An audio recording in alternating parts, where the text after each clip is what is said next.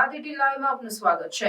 ડભોઈ તાલુકાના કુંવરવાડા નજીકથી બ્રેઝા ગાડીમાં લઈ જવાતો વિદેશી દારૂનો જથ્થો લોકલ ક્રાઇમ બ્રાન્ચ પોલીસ જવાનો દ્વારા ઝડપી પાડી 7,61,160 નું મુદ્દામાલ કબજે કરી કાયદેસરની કાર્યવાહી હાથ ધરી સાથે ભાગી છૂટેલા કાર ચાલક સામે ગુનો દાખલ કરી તેની શોધખોળ માટે ચક્રો ગતિમાન કર્યા હતા।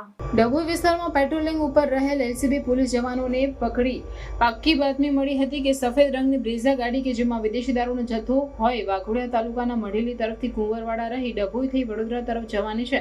જે આધારે કુંવરવાડા ગામની સીમમાં મુખ્ય રોડ ઉપર લોકલ ક્રાઇમ બ્રાન્ચના પોલીસ જવાનો હરિશ્ચંદ્રસિંહ જયપાલસિંહ દ્વારા વોચ રાખી બાતમી આધારની ગાડી આવતા તેને રોકવા જતા કારનો ચાલક અંધારાનો લાભ લઈ ભાગી છૂટ્યો હતો।